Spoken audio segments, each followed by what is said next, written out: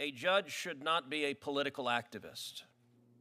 Your record demonstrates to me a long history of being a political activist, but not just an activist who affiliates with extreme and radical organizations. Now, when Senator Grassley asked you about the Workers' Dignity Organization, you gave, I think, deliberately misleading answer. You said you did not represent them, and that convinced Senator Grassley not to continue on that line of questioning. You have been a legal advisor to that organization since 2013. That is what you have publicly printed on your AVO biography. It is what has been described in the Tennessee Bar Association when you were nominated. It explicitly says she served as a legal advisor for local workers' rights nonprofit Workers' Dignity. Now, why is it you're distancing yourself from them? The reason is because they are utterly radical. If you look at this group that you've served as the legal advisor for over a decade, this is an openly Marxist organization. This is a communist organization. Now, those words are not said lightly. According to their own characterization of their views,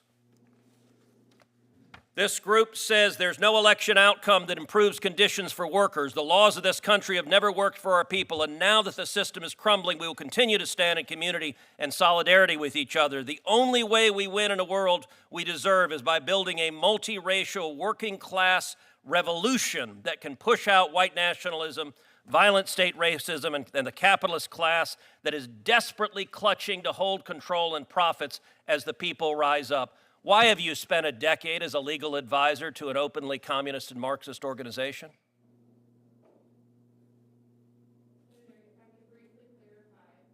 I don't think your microphone's on. I apologize, Senator.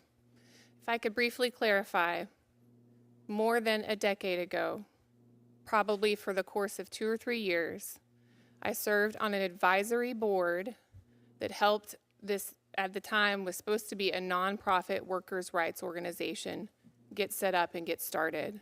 Did you know they were a communist organization? Senator, at that time, they did not express these kinds of views. It was an organization. So this is new. This wasn't the case then. Yes, and I have not been affiliated with them in more than a decade. You're aware that your current profile that you have up, your legal bio, says you are right now an advisor to them. I apologize for any confusion about that. So your testimony under oath, and that's all right, the facts will come out, but your testimony, I want to make it explicit. Your testimony under oath is that you have done absolutely nothing and had zero contact with them for how long? I have not served on their advisory board for... You've done absolutely nothing and had zero contact with them for how long? Please answer the question. Many, many years. Senator. How many? I don't know, sitting here today. It's been many years. If you look at other statements from this organization, because they are radicals. They are radicals. If you look also, this is the same group in 2020. They called for abolishing ICE, abolishing prisons and detention centers, and abolishing the police. Why did you volunteer for a communist organization that calls for abolishing ICE and abolishing the police?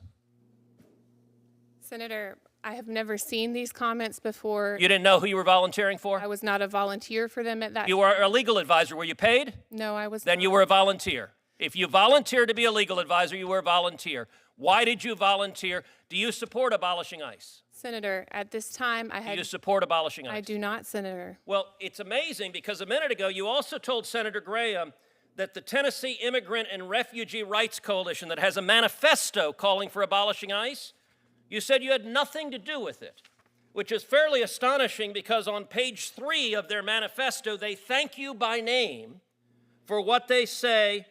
We would like to thank the following individuals and organizations for their thoughtful feedback and input. This platform would not have been possible without their expertise. Are they lying? Senator, I'm not familiar with that manifesto. Are they lying? Did you provide any assistance? Did you give feedback and input, which is what they say on the cover page? Senator, I didn't even know that existed, and so no, I did not provide input on it. And why, when Senator Graham asked why you gave money to this radical candidate who has said 52 senators are Jim Crow senators and said multiple of us are siding with the devil, you laughed and thought that was funny. But Senator Graham asked you a question. Look, that candidate was as radical as I've ever seen. And when Senator Graham asked why you gave money to that candidate, you just smiled and didn't answer. So why did you give money to a radical candidate who believes multiple members of the Senate are siding with the devil? Senator, Actually, Senator Whitehouse, you weren't here before, but there was an exchange with the chairman where Senator Kennedy asked for longer periods because you have 2 circuit justices, and the chairman said he was going to give additional time. So the comment, they want to be gavelled, it's part of the show, is not accurate, and Senator Welch said he was going to give additional time. In fact, he said at the beginning he was going to give 6 minutes. So my question, you did not answer Senator Graham. Mr. Chairman, how much time has expired? How much time has expired? I just want to clarify. I just walked in. Why did you give money? 6 minutes? Because it seems like more than 6 has passed. Why did you give money to this radical? Put up the devil one too. Why did you give money to this radical candidate? $1,500, a lot of money. That's a question. Senator, again, I'm not familiar with these comments. Why did you give money to this radical candidate? Odette. What? Could you let her answer the question, please? I'm not familiar with these comments, and Why did you give money to her? That's the question. You're not going to answer? You're refusing to answer why you gave money to her. Senator, I'm not familiar with these That's comments. not an answer. My answer is, why did you? What is the affirmative reason? You gave $1,500. There was something you saw in her that you said, this needs $1,500. Why? Please answer that question. Time has expired. Would you please ask the witness to answer the question? She's refusing to answer it. It's indefensible, but answer. Was there any reason? Or do you just give $1,500 to anyone? Senator, your time has expired. I would like her to answer the question. And you said she could answer the question. She has refused to do so multiple times. Please answer the question, Ms. She Campbell. answered the question. No, she did not. She said she didn't know those comments. That's not why she gave the money. Senator. Can I ask you why she gave the money? No. You don't know because she hasn't answered. Are you going to answer, Ms. Campbell, or does this committee not deserve to know why you gave money to a radical who says we are aligned with Mr. Chairman, I have a lot of other senators have busy days. Can we get on with the next So person? you don't want an answer to the question either, Senator Booker?